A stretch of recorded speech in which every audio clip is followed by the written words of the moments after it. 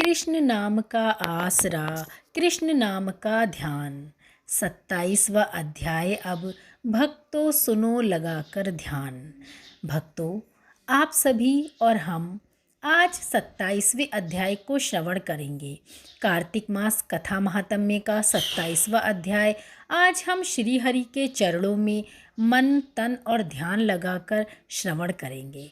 चलिए भक्तों, अब मिलकर श्रवण करते हैं 27वां अध्याय। पार्षदों ने कहा, एक दिन की बात है, विष्णुदास ने नित्य कर्म करने के पश्चात भोजन तैयार किया, किंतु कोई छिपकर उसे चुरा ले गया। विष्णुदास ने देखा भोजन नहीं है, परंतु उन्होंने दोबारा भोजन नहीं बनाया, क्योंकि ऐसा करने पर सायंकाल की पूजा के लिए उन्हें अवकाश नहीं मिलता। अतः प्रतिदिन के नियम का भंग हो जाने का भय था। दूसरे दिन पुनः उसी समय पर भोजन बनाकर वे ज्यों ही भगवान विष्णु को भोग अर्पण करने के लिए गए, त्यों ही किसी ने आकर फिर से भोजन हड़प लिया। इस प्रकार 7 दिन तक लगातार कोई उनका भोजन चुरा कर ले जाता रहा। इससे विष्णुदास को बड़ा ही विस्मय हुआ। वे मन ही मन इस प्रकार विचार करने लगे, अहो, कौन प्रतिदिन आकर मेरी रसोई चुरा ले जाता है। यदि दोबारा रसोई बनाकर भोजन करता हूँ तो सायंकाल की पूजा छूट जाती है।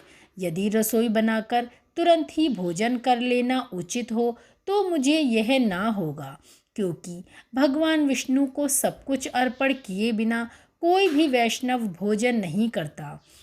आज उपवास करते मुझे 7 दिन हो गए। इस प्रकार मैं व्रत में कब तक स्थिर रह सकता हूँ। अच्छा, आज मैं रसोई की भली भांति रक्षा करूँगा। ऐसा निश्चय करके भोजन बनाने के पश्चात वे वहीं छिपकर खड़े हो गए। इतने में ही उन्हें एक चांडाल दिखाई दिया, जो रसोई का अन्न हरकर जाने के लिए तैयार खड़ा था। भूख के मारे उसका सारा शरीर दुर्बल हो गया। मुख पर दीनता छा रही थी। शरीर में हाड़ और चाम के सिवा कुछ शेष ना बचा था। उसे देख श्रेष्ठ ब्राह्मण विष्णुदास का हृदय करुणा से भर आया। उन्होंने भोजन चुराने वाले चंडाल की ओर देखा और कहा, भैया जरा ठहरो ठहरो, क्यों रूखा सूखा खाते हो, यह घी तो ले जाओ। इस प्रकार कहते हुए विप्रवर विष्णुदास को आते देख वह चांडाल भय के मारे बड़े वेग से भागा और कुछ ही दूरी पर मूर्छित होकर गिर पड़ा। चांडाल को भयभीत और मूर्छित देखकर विष्णुदास ने बड़े वेग से उसके समीप आए और दयावश अपने वस्त्र के छोर से उसको हवा करने लगे। तदंतर जब वह उठकर खड़ा हुआ तब विष्णुदास ने देखा वह चांडाल नहीं है, बल्कि साक्षात नारायण ही शंख गदा और चक्र धारण किए उसके सामने उपस्थित है।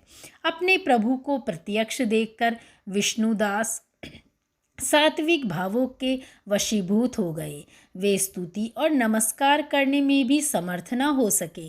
तब भगवान ने सात्विक व्रत का पालन करने वाले अपने भक्त विष्णुदास को बड़े ही प्रेम से अपनी छाती से लगा लिया और उन्हें अपने जैसा रूप देकर बैकुंठ धाम को चले। उस समय यज्ञ में दीक्षित हुए राजा चोल ने देखा विष्णुदास एक श्रेष्ठ विमान पर बैठकर भगवान विष्णु के समीप जा रहे हैं। विष्णुदास को बैकुंठ धाम में जाते देख राजा ने शीघ्र ही अपने गुरु महर्षि मुग्दल को बुलाया और इस प्रकार कहा, जिसके साथ स्पर्धा करके मैंने इस यज्ञ दान आदि कर्म का अनुष्ठान किया है, वह ब्राह्मण आज विष्णु का रूप धारण करके मुझसे पहले ही बैकुंठ धाम को जा रहा है। मैंने इस वैष्णव धाम में भली भांति दीक्षित होकर अग्नि में हवन किया और दान आदि के द्वारा ब्राह्मणों का मनोरथ पूर्ण किया, तथापि अभी तक भगवान विष्णु मुझ पर प्रसन्न नहीं हुए और इस विष्णुदास को केवल भक्ति के ही कारण श्री हरि ने प्रत्यक्ष दर्शन दिया। अतः जान पड़ता है कि भगवान विष्णु केवल दान और यज्ञों से प्रसन्न नहीं होते। उन प्रभु का दर्शन कराने में भक्ति ही प्रधान कारण है। दोनों पार्षदों ने कहा। इस प्रकार कहकर राजा ने अपने भांजे को राज सिंहासन पर अभिषिक्त कर दिया। वे बचपन से ही युद्ध की शिक्षा लेकर, यज्ञ की शिक्षा लेकर उसी में संलग्न रहते थे, इसलिए उन्हें कोई पुत्र नहीं हुआ था।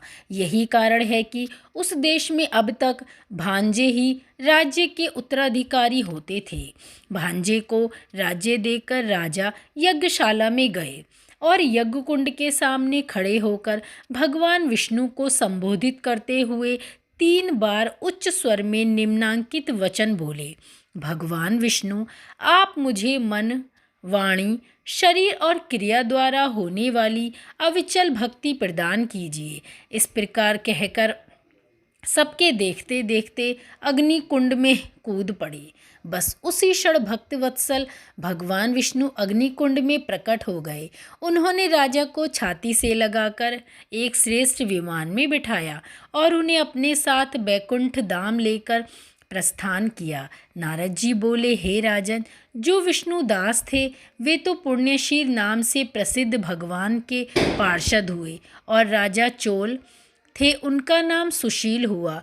इन दोनों को अपने ही समान रूप देकर भगवान लक्ष्मीपति ने उन्हें अपना द्वारपाल बना लिया और उन दोनों को अपना द्वारपाल बनाकर भगवान ने उन्हें अपना आशीर्वाद प्रदान किया।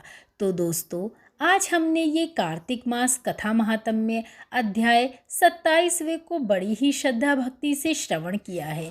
आगे के और अध्याय सुनने के लिए जुड़े रहिए हमारे साथ। धन्यवाद दोस्तों।